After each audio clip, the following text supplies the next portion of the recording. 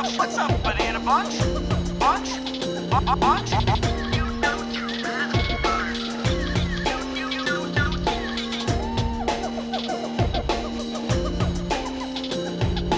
Welcome to the Jungle Gyms podcast.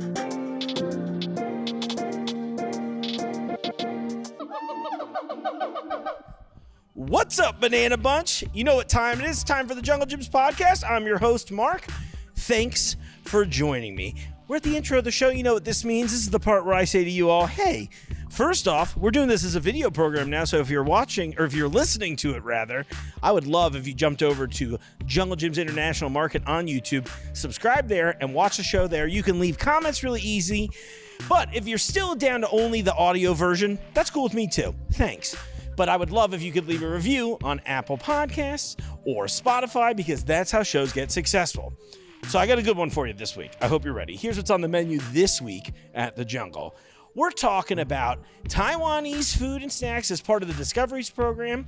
I bring in one of the greatest pretzel creators of all time, and then I've got a secret exciting segment at the end, which I hope will be kind of a recurring thing. Just that I'm doing a secret fun segment at the end, right? Think about late night TV. You know, you have a couple segments that are fun and engaging and interesting and maybe even informative, and then you end with a musical guest or a comedian or something like I'm going to show you today. So I hope you're on board. So coming up first on the show today, I found out that this week had National Pretzel Day in it. So you know what that means. I had to reach out to a great pretzel maker here in town, and they're going to teach you all about making pretzels. That sounds fun. That's a nice opening salvo. Here we go. Like I probably just said in my lead up, this week contains National Pretzel Day. So you know what I did for all of you, and I'll look at the Mark cam. I brought in the best pretzel maker I know. Drew, how you doing, buddy? Pretty good. How you doing? I'm awesome, man. And of course, as everyone you may recognize, I keep calling him my unofficial co-host, Chris V, baby. Welcome back. Glad to be back. Looking forward to some pretzel. Me too. Okay, Drew, tell me about yourself and tell me about Tuba Baking Company. Excuse me. Okay. My name is Drew. You don't have to. Well, I mean, I'll try to. My name is Drew Rath. I Northern Kentuckian, born and bred, and we're getting ready to open up our new location, which is going to be in Dayton, Kentucky. Moving from our location that was in Covington, this location is going to have a lot more seating. It's going to be open more days of the week, and we're going to be able to do a whole lot more with all the items that we were offering at our other location. Oh my gosh. And I'm so excited about the beer garden. Yeah. Yeah. How can we? One of the things that I thought was really interesting to me about Tuba, and why I thought when you would first hit me up, you're like, hey, National Pretzel Day is coming up. And I'm like, well, don't mind if I do. What I thought was so cool about you guys is that you have, and I keep using the word ancient because I can't think of a less funny word to put in there, but you have this like very interesting process to doing the stuff that you're doing there. Can you talk to us a little bit about that? I thought that was, I don't know, I think that'd be fun to share with them. Yeah, absolutely. I mean, it is kind of an ancient process. It's going back to like more than likely the Roman times when they kind of introduced that into the southern German areas, because then you got the Bavarian style, you got the Swabian style, which is the style that we do. Okay. And so pretty much it's about a 3-day process. We do pre-ferment. We use ancient grains like spelt and rye that would have been found in the area. My ancestors actually milled those exact grains back in the day from 1100 to the 1800s, somewhere around there in the same area. So incorporating all that in there, we do the difference between the Swabian and the Bavarian style is the Swabian have a higher fat content, higher hydration. So, and they're also, instead of just letting it tear wherever it's going to tear, they usually do a score in the fatter of the belly. Okay. There's also skinnier arms. So there's going to be multiple textures throughout the process. Oh, cool. I had no idea, and I was kind of curious my entire life eating pretzels. I'm like, why are they shaped this way? And that makes a ton of sense, especially in this regard, where it like does create a bunch of different textures. It's sort of like a food adventure. Yeah, well, they actually are shaped that way because it was leftover dough, and apparently it was for the Catholic priests, and they would they shaped it in a way to look like a child bowing its head in prayer. Whoa. And so then when the children would learn their prayers, they would be given a pretzel as their reward. And that's essentially where it came from. That's a great story. Yeah. I don't see the child praying. Yeah, it's kind of evolved out of the original shape, but that's also why like the original shape is supposed to be upside down. So it's supposed to be like, this is the head essentially. And then, so they're going to be closer together and then the arms across. So Got it. That's cool. Yeah. We get to have a little artistic license with it these days now too. You know, times have changed, different spelt, you know. Yeah, absolutely. And we also, the other thing that makes it official, or like a real pretzel according to like German law and everything else, is we do a lye dip, which a lot of other places have kind of steered away from because of the, you know, it's kind of a really dangerous alkaline. Yeah. Okay. So what? Maybe can you explain lye to the audience a little bit and how it's used in food processing? Okay. So historically, it would have been potassium hydroxide, which would have been ashes and rainwater mixed together. They would have cleaned everything with it back then. So more than likely, they would have accidentally got some on some bread. It would have turned a much darker brown color with a different flavor. So more than likely, that's how it started.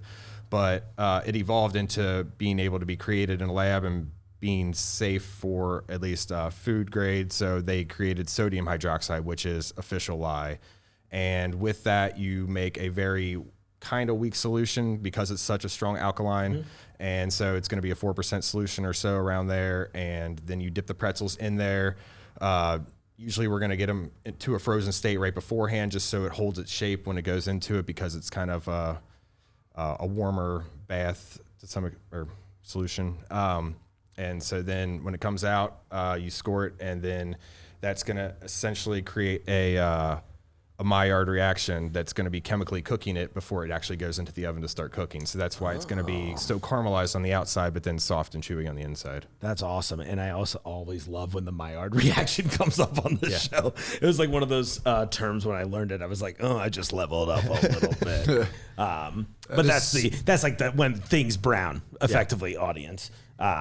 Unless you wanted to Google in the middle of the show, which I don't recommend doing.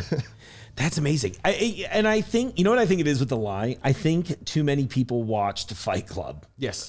That's really... So that's a lot of the control. I can see you sweating over there. But it's such a science. Yeah. I mean, that goes into this. I think that's so cool. Yeah. It's baking. A science. But yeah, baking is literally the closest thing I think we have to magic sometimes, because it's like all this weird shit keeps happening, and it's like, oh well, we actually dipped it in this particular liquid that is otherwise somewhat caustic, you know, but eat it, it's great. And I think that's cool too. I mean, it makes all the difference. You really get, and especially in yours, you always do really get that really good texture from the exterior to the interior. I don't know what words are today, Drew. I don't know what happened. There's something happened on Monday. My brain is off a little bit today. I think you're on par. You're good. Yeah, right. I'm swinging hard. Yeah, I think I forgot to mention that they are sourdough, and we do use I guess it's 14-year-old starter at this point that we've been maintaining for that long. It's full rye starter. So talk to me about a starter just in general, because I've always heard this expression, and I've kind of just been, because I've been foodie adjacent most of my life, I've been a little too afraid to ask it. So like, what exactly does that mean? So it's essentially just some bacteria that you're keeping alive. Same thing with like a kombucha or vinegar or anything else. You just keep a little bit of the starter that we have is just rye flour, water, and then a little bit of the starter from the one before it. So you just feed it equal amounts of each, and then you just preserve it, feed it every so often, and just maintain it, make sure it's well fed, and cool. It'll last forever. Yeah, that's amazing. So, oh wow, I wonder what like some of the oldest starters out there are now. There's some ones that people have brought back that I guess like that are thousands of years old, because you can like dry it out, turn it into a powder. You can also freeze it, and I guess it can preserve forever. So they found ones from like, I guess like Pompeii and stuff like that. I think I've heard that you can buy that were dried out to some, you know, like in an old pot. And that's crazy. I can't even, can you imagine finding that and being the person like, oh, I think this is a starter. Yeah. Because I mean, you think you just need a tiny little bit just to get it active. And then once it gets going, essentially it's only living with the grains from the bacteria from the grains root system that you're feeding it right then. So essentially it's never going to have that taste, but it can help with its longevity a lot of times based on how old it is, and flexibility too, like of whether if you just like left it in your fridge for 3 months, you could usually bring it back if it's an older starter compared to a fresher one or something.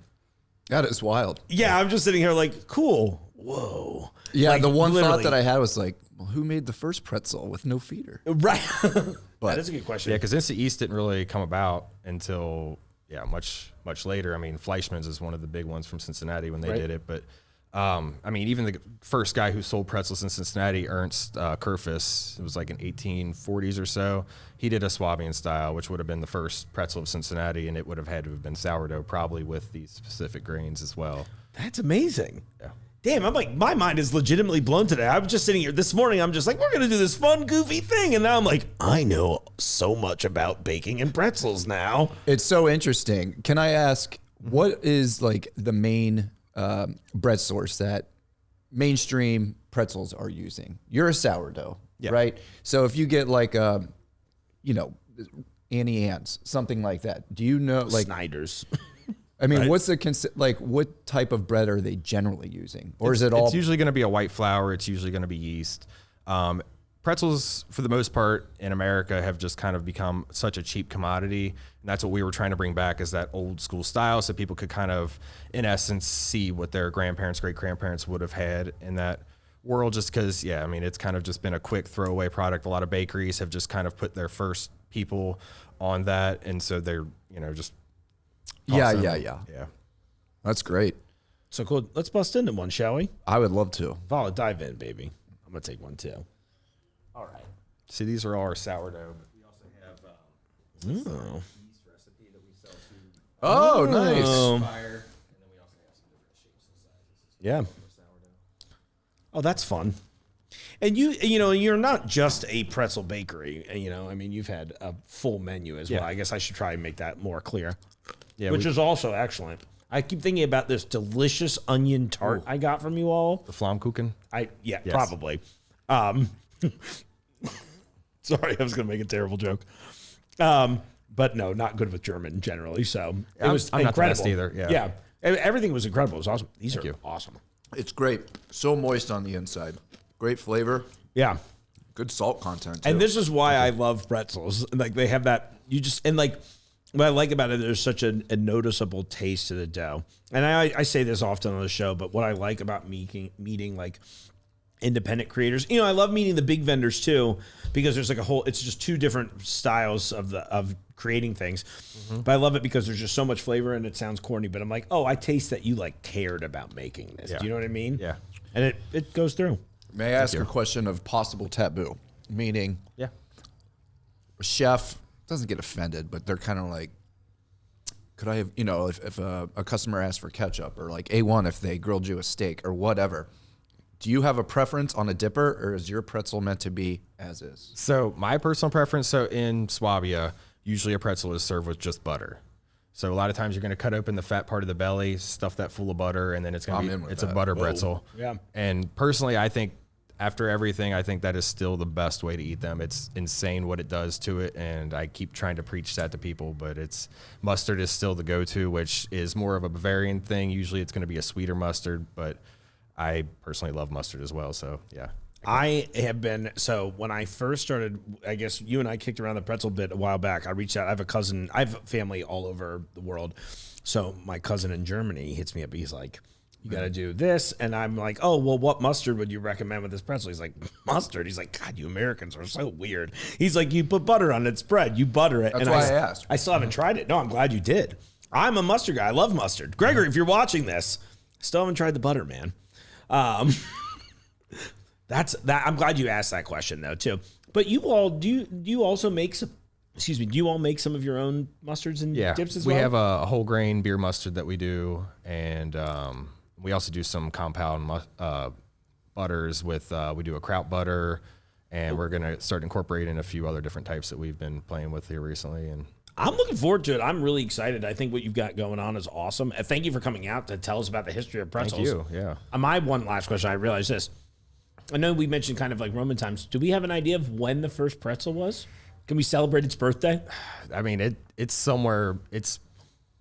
I think 700 or 800, somewhere around there. They're guessing, but I mean, there's ancient paintings with them on it, like Renaissance era, Baroque era. So I mean, it's pretty old. We'll just pick a date. I feel like it's honestly, I kind of feel like pretzel's a spring baby. I feel like it's a March, maybe early April. Yeah. Okay. Well, I mean, we're in April now, right? This is why it's National Pretzel Day. Today's his birthday. Well, happy birthday, Pretzels. And Drew, thank you so much for coming out. If you all are in Dayton, Kentucky, or in the greater Cincinnati, Ohio area, you should go see Drew and check out what he's got going on over there. I highly recommend it. Now I'm going to turn the cameras off so I can shove the rest of this in my face all at once. Drew, thank you so much for coming out and teaching us all about pretzel making today. I learned a ton. I'm assuming all of you learned a ton too. So if you're watching the video right now, you're probably like, Mark, where are you? Well, I'm back in our international section, and this week we're covering something for the Discoveries program. So if you're new to the show, our Discoveries program, we focus on a different culture or country, and every month we switch it out. It's really exciting. So this month, as you can see, we're focusing on Taiwanese food. I'm really excited to learn about it. Now, if you're coming into the store, depending on when you come in, maybe the Discoveries program will have switched by then. Don't be alarmed. We always carry these products. They're always here in the store, but the Discoveries program is designed so that you can kind of get like a little teaser, a little something to entice you to come back and, hang out with me in the middle of the store. So on that, let's welcome Jim and Moni back to the show. Well, we're off to a good start already on the Jungle Gyms podcast. What's the name of the show I host? And I brought back one of my favorite segments that we get to do is once a month. We have this section called Jungle Gyms Discoveries. And in Discoveries, Jim and his team get all kinds of products based on either a theme, a nationality, country, you name it. It's very exciting. And so, Jim, welcome back. Glad to be here. And also, Moni, I'm glad you're back too. Thank you so much. Thank you for having me. Oh my gosh, always. I appreciate it. And as everybody can see, and if you're listening to the audio only version of the show, no, there is video, so you can check this out if you want to see. But my entire desk is covered in delicious treats and all kinds of fun stuff. So, yeah, lead the way. Talk to me about Taiwan, everyone. Okay. Taiwan is famous for its complicated yet interestingly rich geopolitical and cultural history. Right. Yeah, and for those you don't know, a lot of people don't know Taiwan official name is Republic of China. Interesting. Short ROC. Okay. Not to be confused with mainland China, which Is that like is PRC? known as People's Republic of China. Oh, cool. Yes. Close, but just different enough to make the distinction. Sure. right. The formation of Taiwan is one steeped in fascinating history stretching back to 1800s. So, Moni, what is Taiwan most famous for? You were surprised. Taiwan is famous for computers, seafoods, and the beef noodles. Really? And the battle nut beauties. Nice street. Night markets, that's really popular. They have all kinds of food in the night markets, and that's every people go to travel over there. That's the number one thing they have to try. Oh, cool. Yeah, and bicycles. They got two biggest companies made those bicycles. Taiwan, yes. HTC smartphones. The boba tea, the tea and boba tea. Well, I can talk a little bit about the night market because they have all over the Asia, but none of the quite the same like you will find in Taiwan, and they have a busting hive activities, and practically every neighborhood has one of those market. Oh. Food, clothes, oddly shaped cakes, toys, games. They have everything over there too. Yeah. I'm interested. Let's go. This is the most popular, and I think they have a once really famous tourist national park is really famous. Oh. And it's because the natural thing and it's really favored by those hiking or called climbing those rock. Oh. Those This is a mountainous area, right? And it's something that I think we don't think about. Again, it's one of those, I didn't really think about that. That's really cool and really nice scenery over there. The nature's really beauty. I love it. I would love to see that too. So Cool. And I was going to ask, what are some, you mentioned mochi, for example, but what are some of are there specific Taiwanese dishes or certain things that we should be focusing on that I know two big categories for us are obviously the mochi. I'm definitely guessing the bubble tea is a big one too. Yeah, the bubble originally they did, and the bubble tea did originate from Taiwan. Huh. Okay. I had no idea about that, and I love bubble tea. Now it's originating. Probably the hottest trend out there today. Yeah. Is the bubble tea right now. It was invented in 80s. Oh, really? Yeah, okay, so it's still pretty new. Only discovered recently by the word. Only get really popular recently, like this maybe a few years or something. Sure. And Yeah. I remember seeing them start popping up in Cincinnati, and I was just like, Yeah. oh, I wonder how far behind we are. That was actually a lot of people like to go too. Even it's a little bit more expensive. But, Yeah. Fresh maize usually tastes better also. Oh. They have a different taste of a boba tea also. They can add a little bit different stuff, different taste. Sure. I feel like in the cans, usually it's like the bubbles themselves, actual bobas are, the texture's not as pleasing. You know, Those and obviously. tapioca. Those tapioca Yeah. bowls, And yes. like when you get those fresh, oh, Yeah. they're so good. And I also like that, like you said too, you know, the cans are always pretty good in the flavor, but like when you get them out, it's like you get a little more nuance, maybe a little Right. less sweetness, things like that. More fresh, more tea flavor. Right. Yes. Yeah. I joke sometimes that I think that they're making the canned teas for Americans because it's so, sweet, you know? Might be some truth to that. Some flavors are really sweet, like a Thai tea flavor and the taro flavor. Yeah. They're really sweet. Really? They are the new flavors. Originally, they have original flavor, that's classic one, and then brown sugar also is classic flavor, and it's more popular than the original flavor too. Interesting. Yes. I think I recently picked up a can of the brown sugar, but I haven't tried it yet. But I usually Then they go. have a matcha is coming out after that. It's less popular, but also really popular over here too. So Right. Well, and part of the delay of us getting into the bubble teas or boba teas, as they're frequently called, is your U.S. government protected us from them about 15 years ago. They totally restricted them from the U.S. as choking hazards. Oh. So when I first came here, they came in and pulled them all off the shelf, and we had to stop carrying. Any No kind, kidding. because people they were worried would choke on them. That's a warning to all of you. Yeah, so don't choke on your boba. But so it Don't choke on your boba. So it slowed the growth of it, and I think they've actually made the pearls maybe smaller now than they used to be. But they have a different size actually. Yeah. And they seem softer too. So it's like, I feel like if I did choke on it, if I managed to successfully choke on a can, on a drink, it just go right down. when you look at some of the cool stuff here, you'll see one common thing with some of the cool products, especially from Japan, is the packaging and creation of food products are just light years ahead of us. Yeah.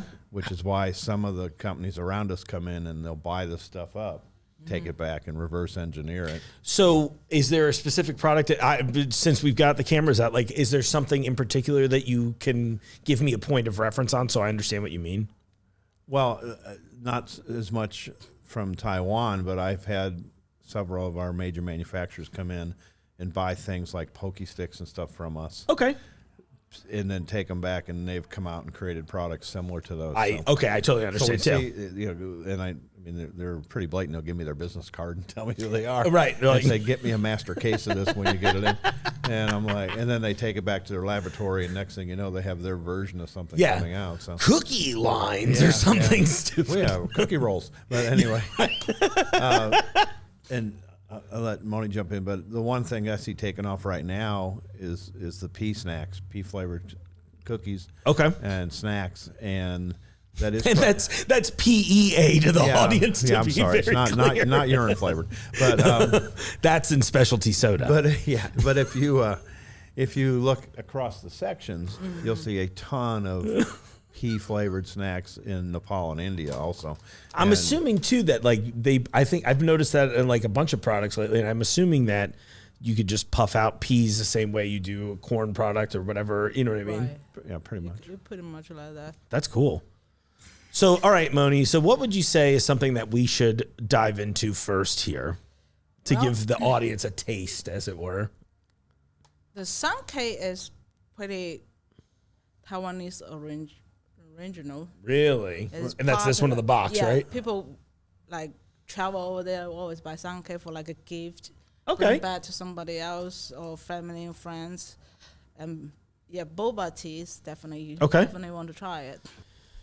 Okay, folks. So now that we're back and we're going with the sun cake, I'm excited. A few just short ingredients to give you an idea: wheat flour, sugar, maltose, butter, and soybean oil. Let's get it out.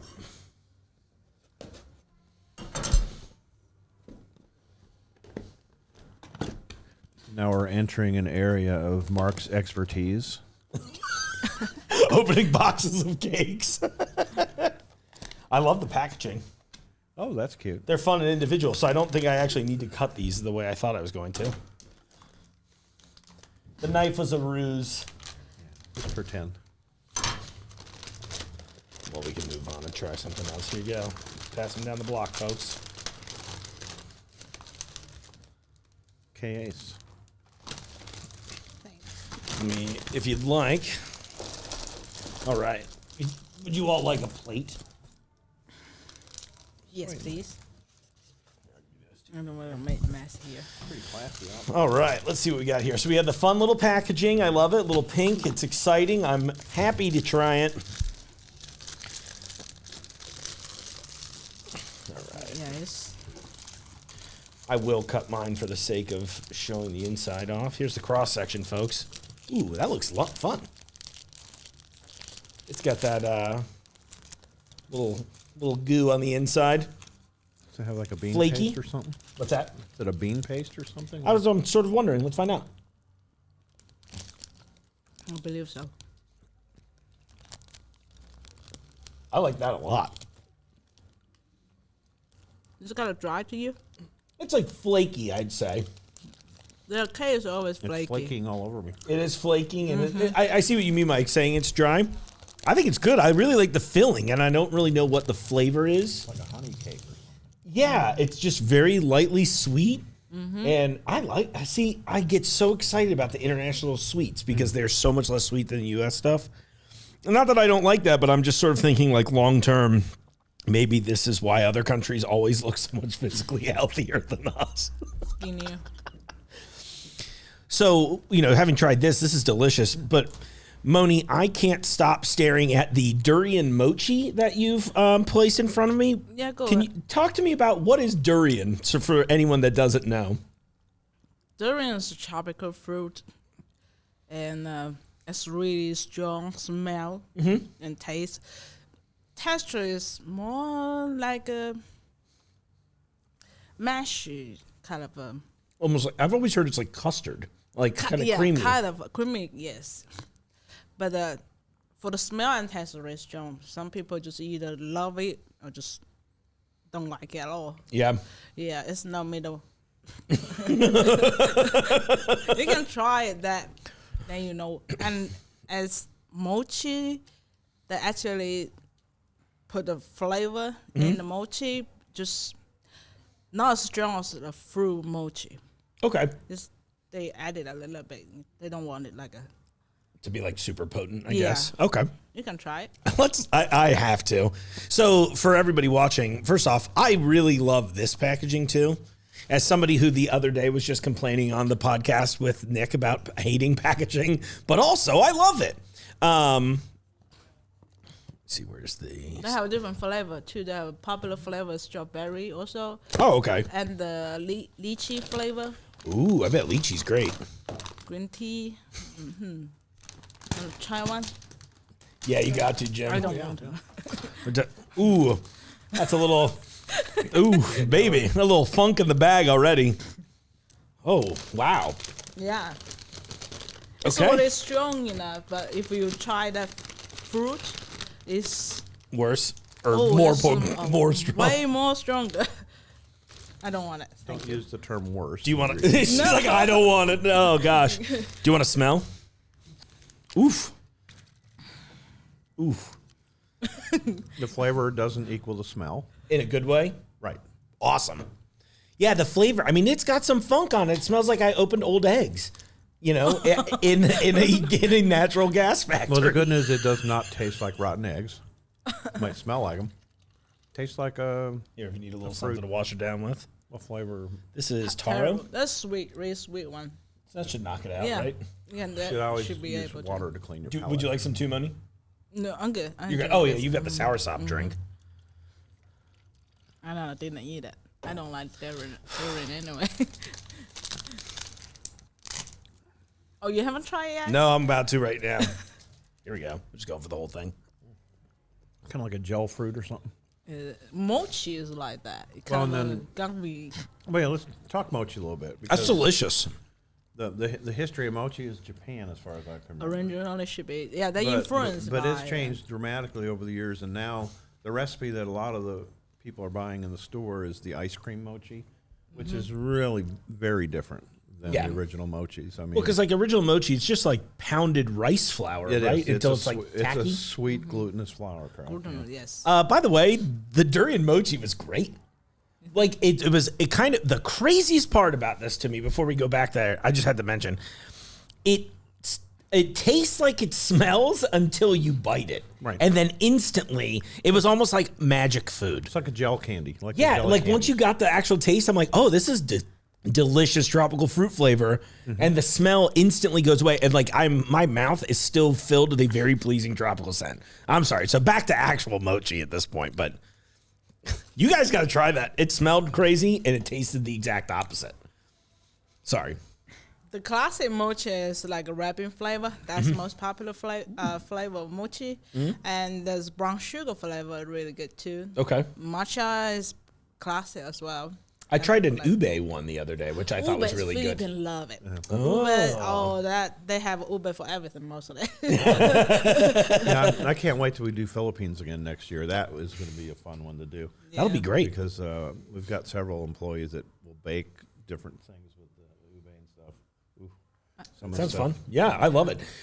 Last year when I saw, I know I'm derailing constantly, but when I saw we had the condensed ube milk, I was like, I'm gonna make an ube style sweet potato pie.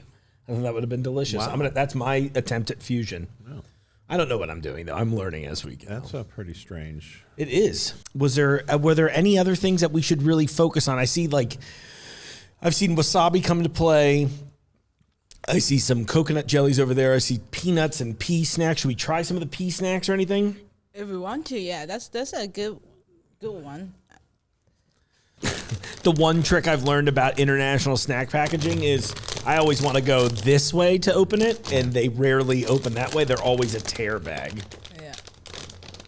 Oh, I did not tear enough. This is really just in 30 minutes of me improperly opening packaging. Oh, those look fun. Those don't look There you like go. peas. Yeah, they don't look like peas at all. They look like Fritos honey barbecue Those twists. Frito twirls, yeah. Ooh, they smell great.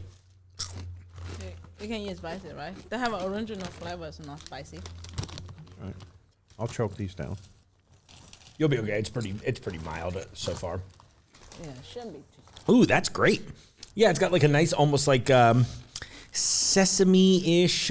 There's like that like salty soy, whatever that umami is I'm looking for. I think that's really good. And not too spicy. I think it tastes a lot like the Nepal snacks.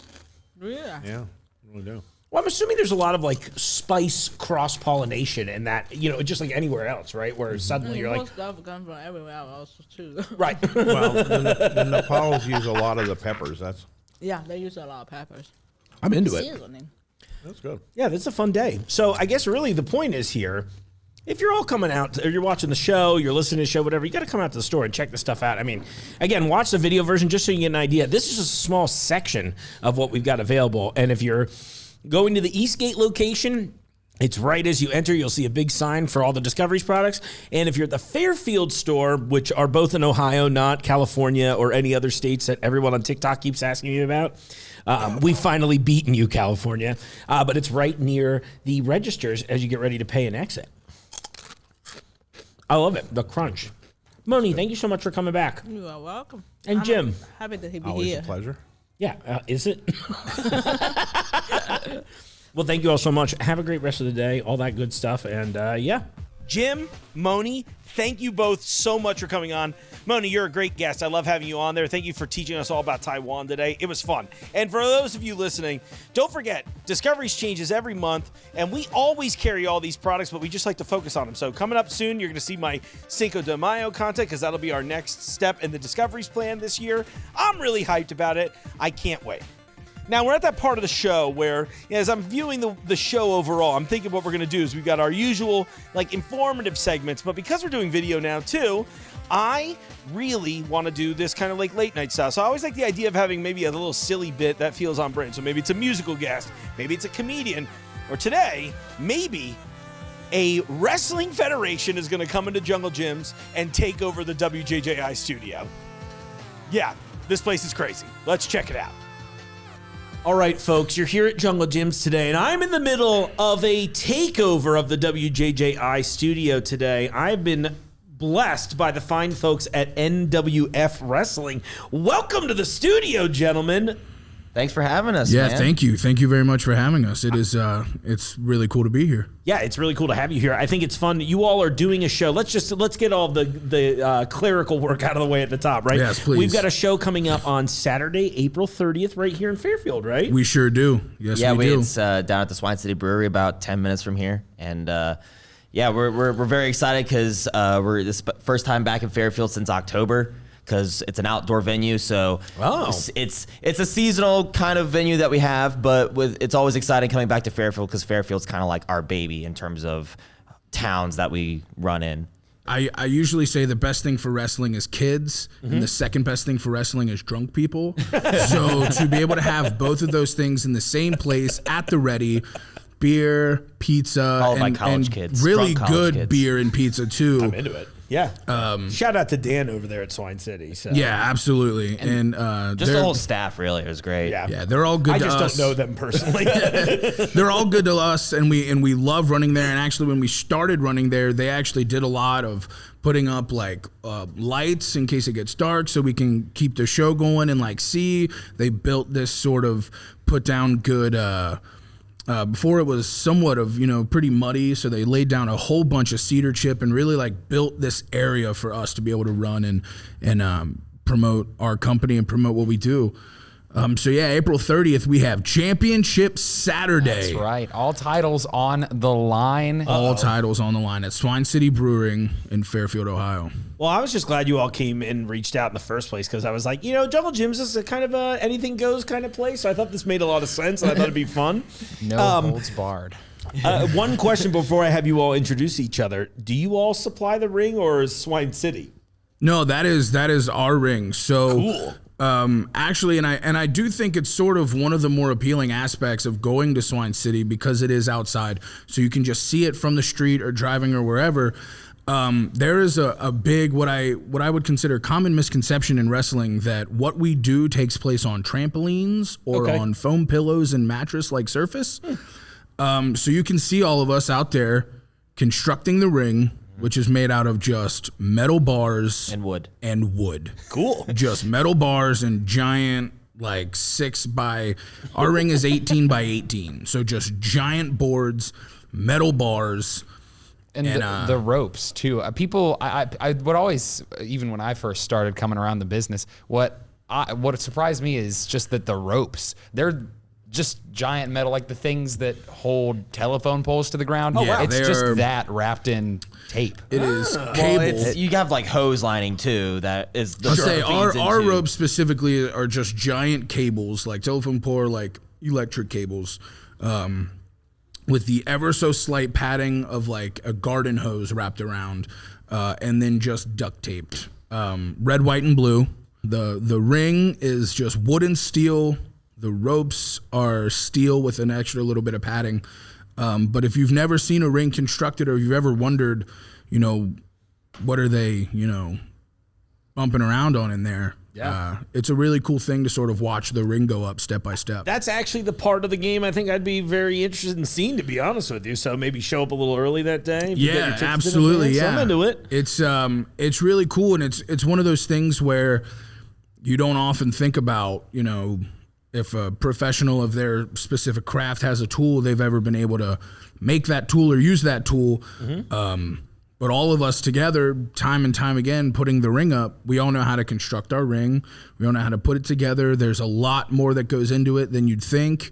It's, our 4 giant 800-pound steel posts. They're so heavy. Really? Yes, so heavy. they are. That's why we've got like strapping young lads like yourselves exactly. to pull them out there. Absolutely. Yeah, That's why this is a fitness. Don't set up the ring. I set up the mics. I like you said, and now you know why I have this job too. I'm like, enjoy the cameras, Lucky. Well, let's go around the table. Noah, introduce yourself. My name is Noah Gabriel. I am one of the wrestlers for Northern Wrestling Federation. I have been in the business for for 4 years come May. Cool. I have experience in a lot of aspects of wrestling as well. I've done security. I've reffed for a little bit. I've actually done what AJ has done. I've also commentated, I've announced. I've wrestled. You name it, I've done it. But now I'm finding my stride in wrestling, especially for Raj and for the NWF. Beautiful. Do you have like a style or any signature moves or sayings that we should tell everyone about? I say that I am, quote, born to wrestle. It's kind of like this, I feel like this is what I've been meant to do. I've been doing, I feel like I was born to do it. Show off the merch. Show off the merch. Sell some merch. I got these Get some merch in. I got That's these great. new shirts made. And then I also say that everyone taps, because here recently I made our Tri-State champion tap out, and I haven't. Yeah, so it's me and him have gone back and forth these past several months, and I've been trying to make him tap ever since. And so that kind of answers your question. I'm kind of a very like submission technical style kind of wrestler. Yeah. The voice of the future. Yeah, that's me. And the voice of the future kind of. Super cool. How about you, AJ? AJ Vest. I'm the announcer, commentator.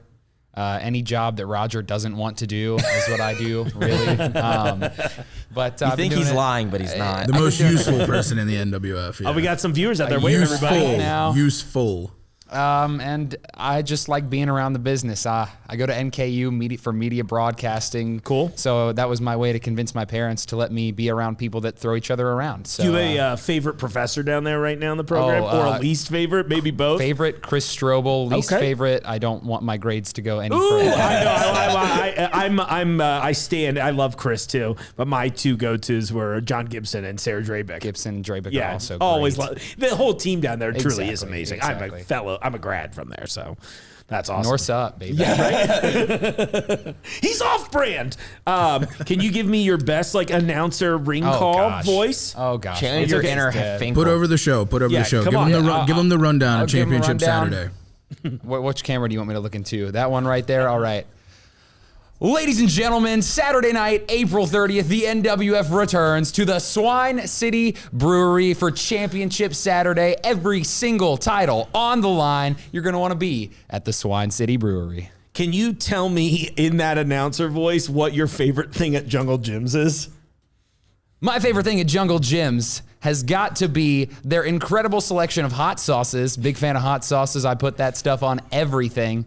So check out the local hot sauce aisle at Jungle Jim's. I just now realized this. Has anybody ever told you that your announcer voice kind of sounds like Jim Carrey when you started out just a little bit? I have been told that I am just Andy Kaufman and Jim Carrey's love child. Yes. You gotta Which is really put weird over the because we podcast. actually have the paternity results coming in the end of the center. Rex, up to you, baby. Yeah, so I'm Rex, just Rex. REX spells Rex. I am right now currently, I don't want to say I am the Rex Express, but everyone who views the NWF, everyone who supports me, everybody who comes out to see Rex conquer, to see Rex thrive is the Rex Express. And that's really all it's about. In terms of wrestling, I am just a large man that likes to just throw people around. Oh, And if cool. you get in the ring with me, I promise, you are not walking out. You are crawling out or you're being carried out. I have my one move, my big move. Obviously, I hit the Rex Express. Sure. But my one thing I like to call it is just something awesome. Okay. So when they call it from the booth, they can just say, and something awesome happened. And then you got to be there to see what something awesome is. But I promise, I stand 6'8", almost 400 pounds. Get in the ring with me.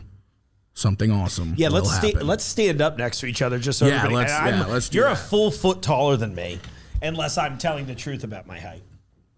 Oh, can you see that? You can't even see both of us, can you? I'm sorry to cuddle in here. Oh, yeah, get I'll close. stand close. Oh man, I'm yeah, I used can to really it. see the height. We're like an entire head different. That's pretty cool. I don't know why I'm posing like we just went to we're about The prom posal picture. It's a prom pose. Yeah, exactly. It's like getting a prom picture with Andre the Giant. I'm taking the Rex Express directly to prom. Yeah, absolutely. Hey, hop on. This is my favorite part of the whole presentation is just how excited and passionate you all get about this. And I can only imagine it's like any other competitive sport, right? Where you're just like, this one person was the one holding me back. For me, it's other podcasters. I'm like, Joe Rogan, if you're listening, I'm going to put Joe Rogan over the top ring. I have marginally less training in the ring than you do. You know, no, it's amazing. Well, if you ever get that chance, call me and I'll help out. I got your back. Awesome. I got your back. Oh, that'd be amazing. You know, one thing I was thinking about the whole time is I was kind of hoping you all might be willing to show off like a hold or two while you're here. And I know we have a willing participant that you may or may not have brought with you. Are you sure he's willing? I mean, he's willing enough in that he's still in the room right now waiting in the wings for this to happen. So I was thinking I might have each of you show a technique off if that's okay. That's fine. You want me to hurt Bleecker? I think you need, I don't want you to, I need you to. Who am I to disappoint? Rex, who are we to disappoint? Brother, I mean, who are we to disappoint when being asked? Who are we to disappoint when being asked to possibly hurt Bleecker? No, you want to go first? Oh yeah, we can go first. Yeah. Okay, so Zach, why don't you come on out here? Zach's part of the NWF fan. Come on out, Zach. Lucky, where would you like him to stand? Okay, everyone. So thank you for being willing to do this. Thank you, Zach. Appreciate you.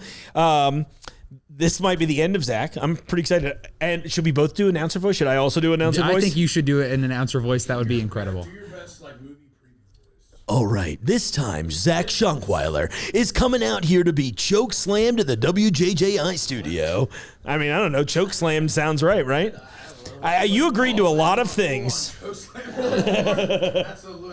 Me and Rex can 3D through the Yeah, exactly. I'm suddenly regretting my decision The to do contract this. you signed is surprisingly unspecific on what exactly is going to happen to you. Yeah. You didn't think it was weird that we had you sign in blood? The wrestlers are gonna do tricks. If you all want to watch this, it should be fun. If you want to watch somebody get beat up in a public setting, here you are. All right, let's move it on. All right, folks, I think we're gonna get ready to do this.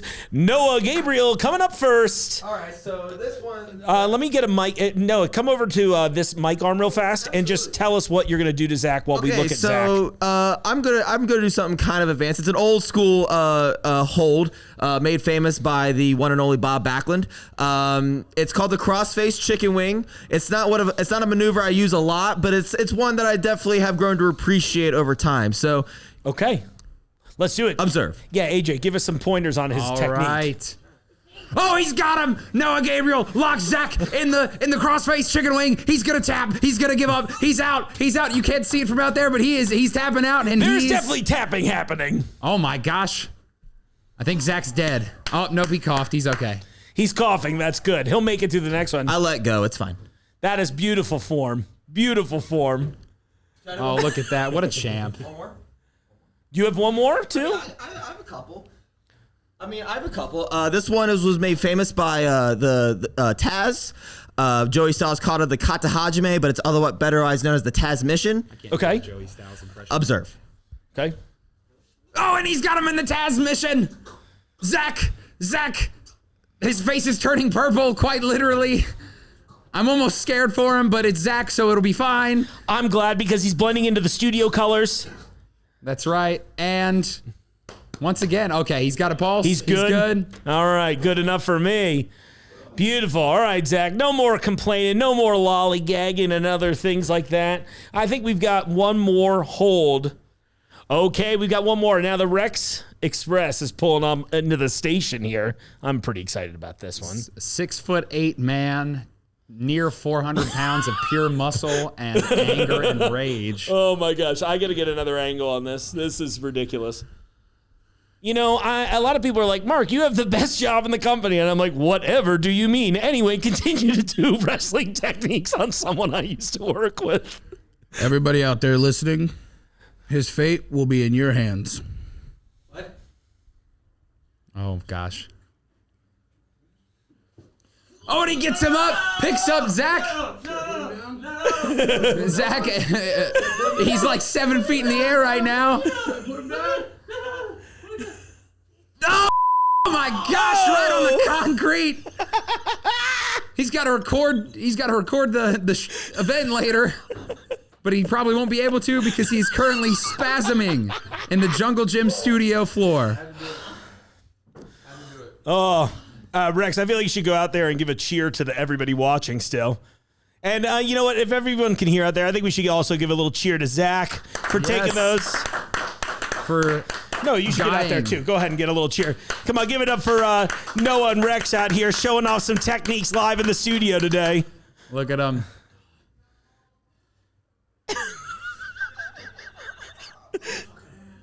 I'm going to show everybody that you're all right. For legal reasons. For legal reasons, Zach. He's all right. Fine. You following us out, Mom? Oh, sorry, I just poked you in the eye. But you know what? It's all right. He's Hey, AJ, he's okay.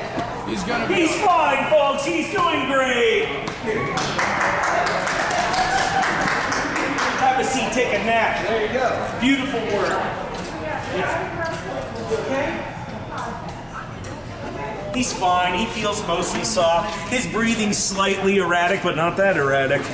He'll be fine in an hour. Fine. Come on back in here. He's good. Just leave him there. He's fine. He'll be good.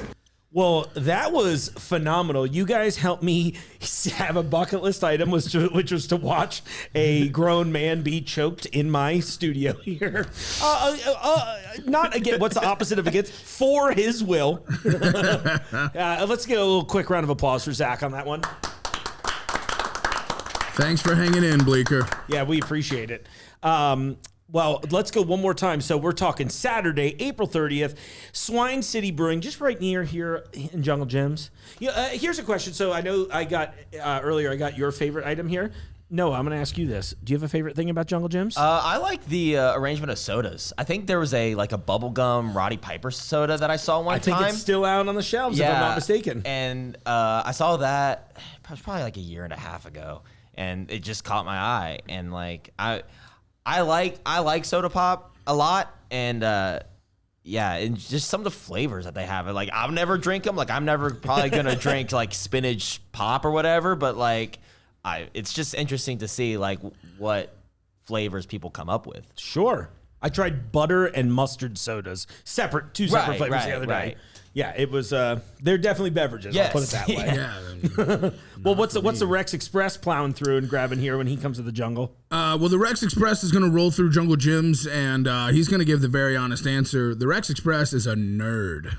And so I'm just staring right at all the games, all the toys, all the fun stuff that someone my age should not be interested in. But the second we've wrapped this up, and we hit that door, I'm going to be looking at the Funko Pops. I'm going to be looking at the bobbleheads. I'm going to be looking at the board games. I'm going to be looking at the Nerf guns. Anything else I can grab to inflict more pain on Bleecker over there. I'm looking for the biggest Nerf gun I've got, and I have a little human target practice. That's perfect. With Shonk over there. We'll bust out some of the lightsabers maybe. I feel like he'd take a few absolutely. of those. Do you have like lightsabers that are look like kendo sticks? Oh, I wish. No, these are like the replica ones. They're pretty I'm fancy. into it. I'm into fists. it. Oh, yeah. You can have Hulk hands. Okay. Noah can grab a lightsaber. I'll grab a Nerf gun. What are you grabbing? I'm probably also grabbing a lightsaber, to be honest with you. Yeah. Well, Zach, you overranged. are out of luck, sir. There's no weapons left for you. That's he's used to it by now. All right, folks. So make sure you come out Saturday, April 30th, Swine City Brewing. And guess what? Even more fun, the after party is on campus here at the Buffalo Wings and Rings. Absolutely. Well, hey, that's the show this week. It was a lot of fun. I brought a little weird, a little information. I hope you all enjoyed as much as possible. And guess what? If you're still listening to the audio-only version, go ahead. Join us on YouTube. I want to show you the store. It's a fun, crazy place. I didn't even mention this before. You should join us on TikTok, too, under Jungle Gyms Market. It's going to be a great time. I'm going to teach you all kinds of stuff. And while normally I'll see you out in the aisles, I think I'm going to recline in these first-class seats outside of the WJJI studio and take a little nap. So on that, I will, I'm going to see something, all right. See you next week.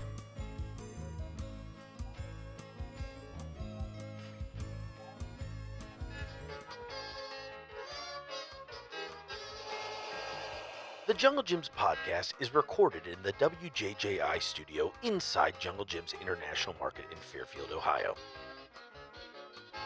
The Jungle Gyms podcast is produced and hosted by Mark Borison.